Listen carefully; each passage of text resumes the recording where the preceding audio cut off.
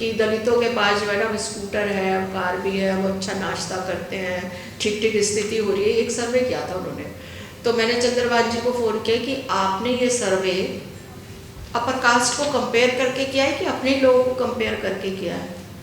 तो उन्होंने कहा नहीं। तो मैंने कहा अगर हमारे लोगों के पास साइकिल से स्कूटर आया तो उनके पास स्कूटर से लैम्बोर्गिनी आ गई है ना? तो अगर हमारे पास चपरासी की नौकरी है तो वो आईएएस बन गए हैं। इतना बड़ा गैप, फासला है। अगर हम ये कहते हैं कि हमारे पास ये है, तो अगर हम 2 पीढ़ी पढ़ लिख करके भी एक साइकिल से स्कूटर पे आए तो क्या तरक्की है बताओ, है ना? तो अगर हमें कंपेयर करना है तो हमें ऐसे करना पड़ेगा, हमें कंपेयर दूसरे समाज के साथ करना, हमें अपने साथ नहीं करना। यही लड़ाई है हमारी। अगर हम ये कहते हैं कि हमारे लोग नौकरी में 5% पहुंचे हैं, तो क्या उनके लोग कितने प्रतिशत? 55। 5 और 55 में तो बहुत बड़ा गैप है। और अगर हम ये कहते हैं कि तुम्हारे 55 पहुंच गए और हम 5 पर हैं, तब हमें रियलाइज होता है कि हमें और आंदोलन की ज़रूरत है, हमें और काम करने की ज़रूरत है, हमें और पढ़ने लिखने की ज़रूरत है, ताकि हम अगर compete करना है तो हमें उनसे compete। इसी ताकत को, इसी आवाज़ को दबाने का ये तरीका है कि समाज को आपस में लड़वा दो। और लड़ाने की ये साजिश बहुत पहले से है। अंबेडकर और गांधी की लड़ाई हम सभी जानते हैं, ये साजिश तब से ही है। भारत को आज़ाद हुए आज 78 साल हो गए। अगर बाबा साहब संविधान नहीं लिखते, हमें राइट नहीं देते, तो मैं साहित्य गाते हुए घुस भी नहीं पाती। ये ताकत है संविधान की। ये जो एक पूरा मूवमेंट चला, दलित आंदोलन चला, ये उसकी ताकत है। ये उसी ताकत को तोड़ने की कोशिश है। मुझे याद है एक बड़ी कंपनी है जो कि स्कूटर बनाती है, बजाज। जब उनको कहा गया कि निजी क्षेत्र में आरक्षण को लागू करो, तो उन्होंने कहा अगर मुझे दलित लोगों को लेना पड़ा तो मैं अपनी कंपनी बंद कर दूंगा। इस तरह के स्टेटमेंट थे। मतलब आप सोचिए कि कितना ज़्यादा माहौल ऐसा है जो कि एंटी दलित है, जो कि कल्पना ही नहीं कर सकते कि उनकी फैक्ट्रियों में, उनकी कंपनियों में, उनके कॉर्पोरेट सिस्टम में दलित लोग काम करेंगे। एक बड़ी चुनौती हमारे सामने खड़ी है और मैं एज ए राइटर और एक्टिविस्ट अपनी चिंता जाहिर कर रही हूँ कि ये क्या है जो चल रहा है। कल हमारे एक साथी ने फ़ोन किया और मैंने शायद 2 घंटे उनसे बात की कि ये जो चल रहा है ये ठीक नहीं है, ये आपस की लड़ाई गलत बात है और हमें इस पर काम करना पड़ेगा। क्योंकि वो तो चाहते हैं, दरअसल पीड़ा किस बात की है? पीड़ा इस बात की है कि रिजर्वेशन नहीं मिला, बहुत कम मिला, लेकिन उस कम मिलने में ही ऐसे लोग तैयार हो गए जो लड़ने मरने को माहिर थे, जो अपने मुद्दों पे अड़ते थे, जो समाज परिवर्तन की बात करते थे, जिन्होंने नौकरी करते हुए किसी भी तरीके से अपनी लड़ाई जारी रखी समाज को बदलने के लिए। और ये थोड़े से लोग जो हैं वो खटकने लगे उनकी आंखों में और बार बार ये कहने लगे ये कौन है जो बोल रहे हैं, इनके बोलने का कारण क्या है? इनके बोलने का कारण रिजर्वेशन। उनको एक चीज़ खटकती है। तो इस पर अटैक करने का एक तरीका यही है कि लोगों को बांटा जाए।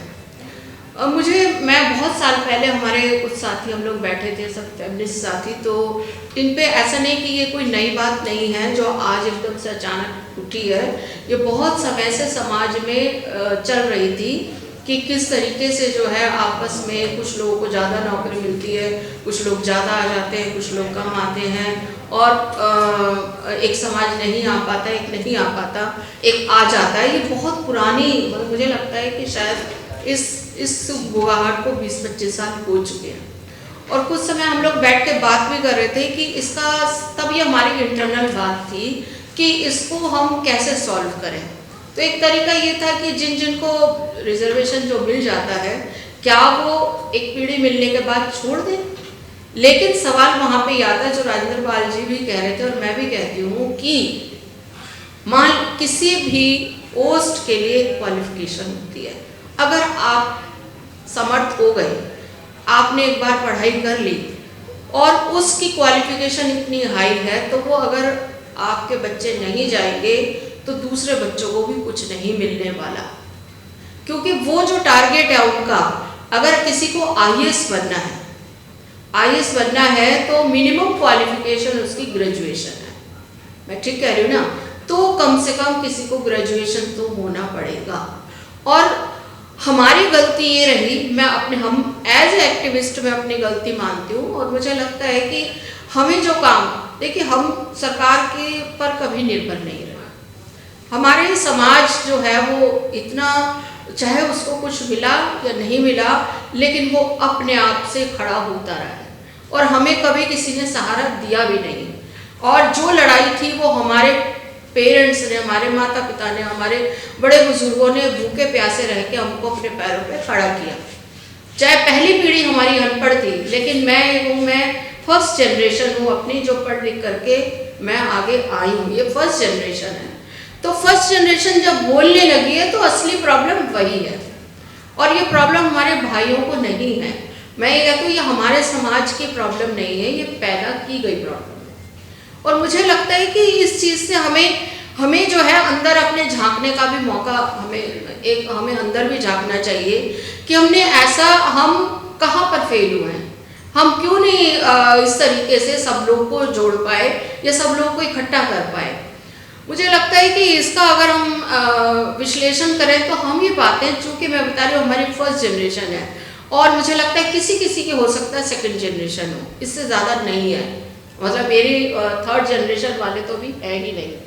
तो अगर फर्स्ट जनरेशन ने जो पाया, सेकंड जनरेशन को जो मिला, लेकिन कहाँ हैं लोग, समाज में जाने के लिए लोग कहाँ हैं। हमें तो अपनी नौकरी बचाना ही भारी पड़ जाता है। पूरी ज़िंदगी नौकरी, जो रिजर्वेशन से नौकरी मिली उसको बचाने में ताकत खत्म हो जाती है।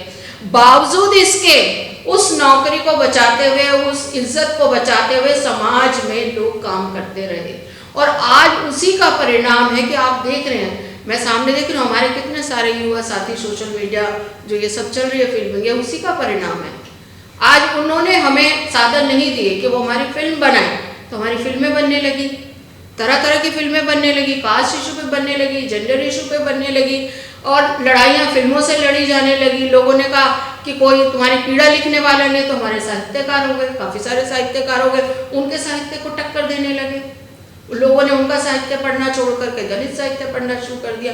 महाराष्ट्र में तो दलित साहित्य, जो दलित साहित्य नहीं था वो दलित साहित्य के आगे फीका पड़ गया, इतना पावरफुल साहित्य लिखा। तो ये सारी बातें थी। लोगों ने जब देखा कि इनके थोड़े बहुत जो भी पहुंचे, 0.1% लोग जो भी पढ़े लिखे, वो तो बहुत ही पावरफुल लोग हैं, वो बहुत शक्तिशाली है, वो बोलने में चूकते नहीं है, वो लड़ने खड़े हो जाते हैं। इसी ताकत को, इसी आवाज़ को दबाने का ये तरीका है कि समाज को आपस में लड़वा दो, और लड़ाने की ये साजिश बहुत पहले से है।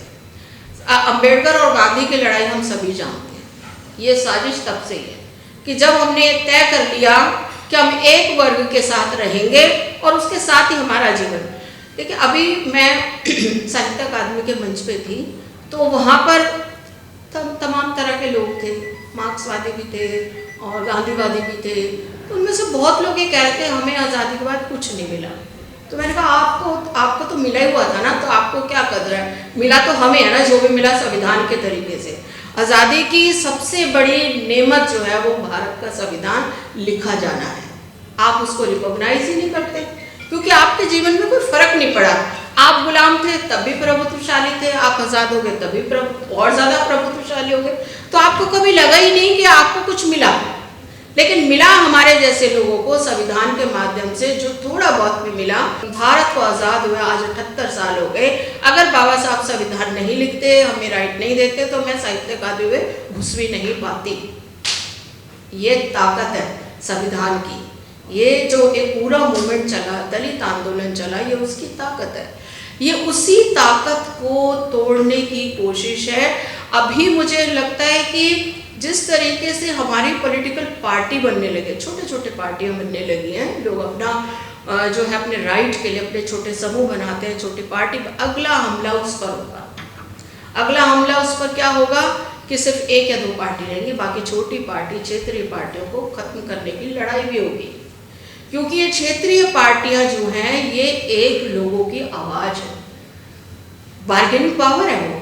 वो अपने अधिकारों के लिए बार्गेन करते हैं। हमारे क्षेत्र में लाओ, ये चीज़ें लाओ, ट्रेन लाओ, ले लाओ, उद्योग धंधे लाओ, तब हम आपके साथ जुड़ेंगे। तो अगला जो हमला है वो इन पॉलिटिकल पार्टियों पे भी होगा, जो क्षेत्रीय पार्टियां हैं। तो साथियों, जो हमारी लड़ाई थी, हमारी लड़ाई थोड़ी आगे बढ़ी थी, रिजर्वेशन से सरकारी नौकरियों में आगे बढ़ करके निजी क्षेत्र में आई। मुझे याद है एक बड़ी कंपनी है जो कि स्कूटर बनाती है, बजाज।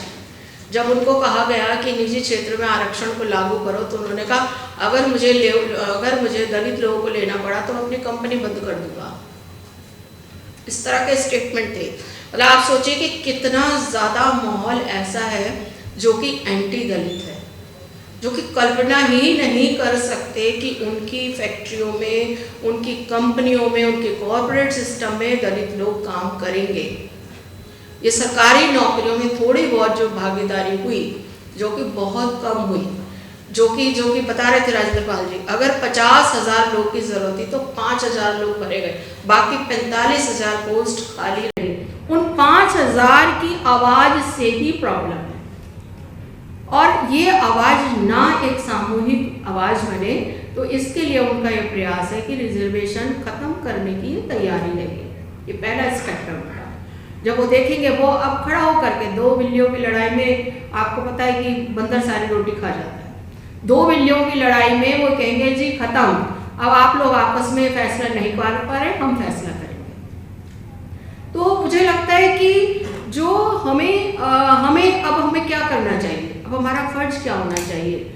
हम जानते हैं कि हमारे सामने चुनौती क्या है, और अब हमारे सामने बहुत भयंकर अभी तक चुनौती ये थी कि एक तरह के लोग थे जिनसे हम लड़ते थे, उनको हम करते थे, लेकिन अब हमारी आपस में जो लड़ाई करवाने की कोशिश की गई है, उसमें हमारा क्या फर्ज बनता है, हम क्या करें ऐसा कि हमारा समाज एक रहे, क्योंकि एक रहेंगे तो जीतेंगे, बट जाएंगे तो हारेंगे, और हम वापस 2500 साल पहले वाली स्थिति में आ जाएंगे।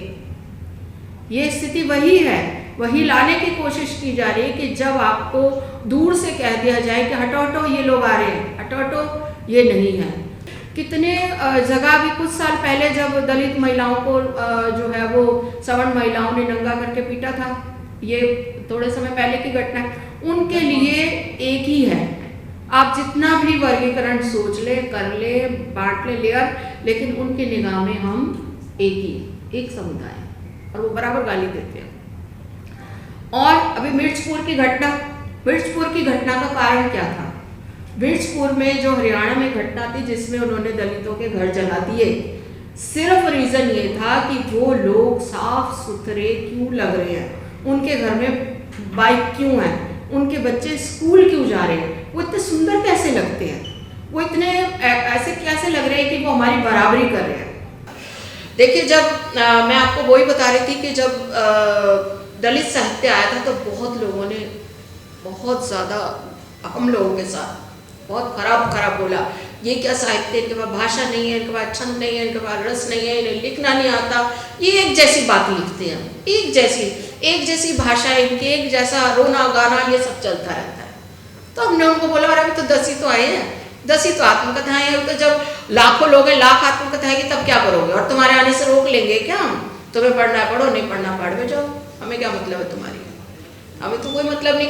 तुम क्या लिखते हो इससे हमें क्या मतलब है, तुम जो मर्जी लिखो, तुम प्रेम लिखो, तुम श्रृंगार लिखो, तुम सौंदर्य लिखो, तुम प्रतिभाव लिखो, जो लिखना है तुम लिखो, ना समाज से कट के जो तुम्हें लिखना लिखो, लेकिन हम लोग एक्टिविस्ट हैं, हम अपने समाज के ऊपर लिखेंगे। और यही रीजन रहा कि जो साहित्य था वो इतना पावरफुल बना क्योंकि वो सरोकार का साहित्य है। जो सरोकार का साहित्य नहीं है उसको कोई नहीं पढ़ना चाहता। दलित साहित्य का पावरफुल यही है। मुझे लगता है इसी वजह से जो हमारे, मैं अपने जो ताकत है, जो मैं बोल रही थी कि जो भी थोड़े लोग पढ़ लिख करके आए, चाहे अगर एक कॉलेज में एक प्रोफेसर भी है, वो भी 1000 लोगों की आवाज है, और वो उसी आवाज से डर जाते हैं। उन्हें पता है कि एक व्यक्ति नहीं है, इसको खड़ा करने में, इसको बनाने में, इसके पीछे 1000 लोगों का योगदान है। और वो जब खड़ा होगा या खड़ी होगी तो वो लोग डर जाते हैं। एक आवाज को ही दबाना चाहते हैं वो, उनकी 100 आवाजें, लेकिन हमारी एक आवाज है, उस एक आवाज से डरते हैं वो। और उसी आवाज़ को दबाने के लिए ये पूरा षड्यंत्र किया जा रहा है। मुझे लगता है कि थोड़ा सा हमें जो है अब हमारी रणनीति में ये होना चाहिए कि हमें छोटी छोटी बैठकें करनी चाहिए, क्योंकि देखिए एक तो जो राजेंद्र जी बता रहे थे वो तो चलना ही है, वो तो एक लीगल लड़ाई तो है ही। अगर उन्होंने जो जजों के बेंच ने जो फैसला दे दिया उनसे तो लड़ना कानूनी रूप में होगा, लेकिन हम अपने समाज को कैसे यूनाइट करें ये हमें सोचना है। और कल को अगर हमारा समाज यूनाइट होकर कह देता है कि तुम्हारा फैसला गलत है, तो इससे बड़ी ताकत तो कोई नहीं है, जज क्या कर लेंगे। और इस तरह मुझे लगता है कि हमें वापस में, चाहे हमारे जो है बस्ती लेवल पे हो या कैसे भी हो, हमें काम करने की ज़रूरत है। मुझे याद है जब कुछ साल पहले जब संगम बिहार था एक, तो वहाँ पर हम लोग जो एक बस्ती में स्कूल चलाते थे और वहाँ से एक जज निकले हैं, मतलब वो स्कूल चलाने का फायदा निकला, वहाँ से एक जज निकले, जज बने हम। तो मुझे लगता है कि अगर हम थोड़ा सा मूव करेंगे, अगर हम कुछ ना करें, हम बस्ती में नहीं जा सकते, तो हमारे पास कुछ स्टूडेंट्स होंगे, कुछ होंगे हमारे घर के आसपास लोग रहे, उन्हीं को हमें करना पड़ेगा। नहीं तो वो दिन दूर नहीं है जब हम आपस में एक दूसरे पे तलवारें तान लेंगे, एक दूसरे का सिर काटने लग जाएंगे, और ये दिखने भी लगा है। तो प्लीज़ जो भी थोड़ी सी जिम्मेदारी को महसूस करते हुए, और आज हमें ये भी ज़रूरत है कि जो मेन लड़ाई जिससे हम भटक रहे हैं, ठेकेदारी प्रथा को ख़त्म करना।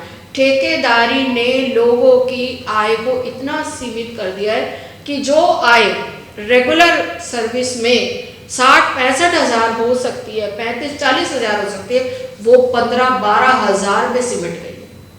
अब देखिए सारे ठेके मजदूर, और वो भी जिस दिन वो नहीं आएंगे उनकी सैलरी कट जाएगी, तो वो और भी कम हो जाएगी।